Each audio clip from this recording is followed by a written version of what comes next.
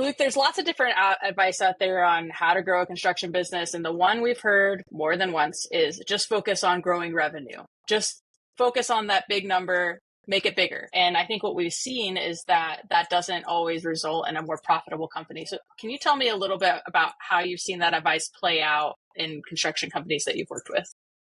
Yeah, it's you're absolutely right. That gets thrown out there a lot. Like just go sell more, right? Like that's the answer to all your business problems. It's just more revenue. And it's definitely a fallacy because there's a specific order you have to do things in, and there's several steps you need to take before scaling revenue. And if you don't do those things before you scale revenue, then scaling revenue will actually sink the ship. It's actually the worst thing you can do is bring in more revenue. And I'll give you a couple examples. Real world, by the way, we actually see this stuff happening. Companies that do 5 million in revenue and 500,000 net profit on that decide they want to be a big boy. They want to go out and play in the bigger spaces, take on bigger jobs, become a bigger construction firm. And so they just go hard after revenue.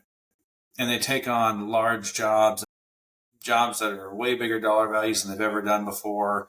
And next thing you know, they're a $10 million revenue company that doubled their revenue, but they're still 500,000 net profit. So all you really did was make it twice as hard to earn the same amount of money. And like that's actually the better scenario because sometimes we see companies doing that, but they go from 5 million in revenue, 500,000 net profit to 10 million in revenue, break even, no profit. And that's even worse or even losing money.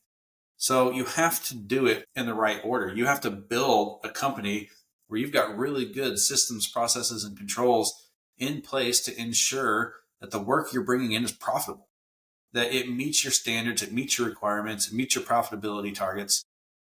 And that's the only kind of work you take on. And so you're not going to go take on work that doesn't meet those metrics there where you can't hit your target profitability on completing those jobs. You're going to say no to that work. And you're going to grow at the rate that you can find profitable work and manage it effectively. If you skip those steps and just go chase revenue, you're more likely to go bankrupt than you are to grow your company. So if they're not focusing on top line revenue, I know you said there's some steps. Can you just outline like step 1, step 2, step 3? What do you do before you focus on top line revenue? You have to dial in profitability. You have to be super clear on the type of work that you do and the type of work that you don't do. And by the way, if you don't know for sure how to do it profitably every single time, put it on the list of work that you don't do. Focus on the type of work that you know you can do and that you know you can do profitably. Train your team on how to identify, source, and find those jobs and close those deals. So certain target profitability metrics, certain industry types, certain types of work. If you're a concrete company and someone comes to you and says, hey, I've got a $2 million roofing project. Can you guys take it on? The answer is no, you're a concrete company. You don't do roofing.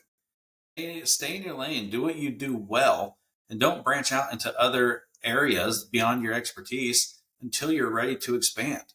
And you're not ready to expand until you've mastered what you're already doing. So if you still have a lot of work that you're struggling to be profitable on, you're not ready to grow. You have not dialed in your systems, your processes. You have not trained your team sufficiently enough to where you are able to execute efficiently and operate effectively on the jobs that you're currently winning. Figure that out first. Master that. Get relentlessly consistent on your profitability on the work you're already doing, and then you're ready to grow. You mentioned a concrete company doing roofing. How often, I mean, that sounds like an extreme example, but how often do you see construction companies getting like outside of their lane to a somewhat extreme degree? Yeah. I mean, it's an extreme example, kind of tongue in cheek, but yeah, to answer your question, pretty frequently, honestly, and more so in like the sub 10 million in revenue companies that they're trying to get over a certain hump and they're just willing to do anything to get there. Where you've got a custom home remodeler that the largest project they've ever done is the $600,000 or $700,000 home renovation. And someone comes to them and says, hey, we've got this lot of 30 homes that we're building, doing a housing development. We'd like you to be the builder for those homes. It's like, they see a project like that. They've never done a job bigger than $800,000 in revenue. And all of a sudden someone's pitching them $10 million worth of work in a single project. And all they see is $10 million. and think, God, I gotta have it.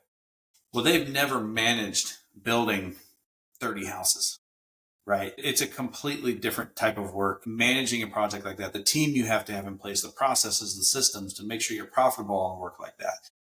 It's just wildly different. And even though it's the same type of work, right? You're still cutting wood and swinging a hammer and using a nail gun. It's not the same.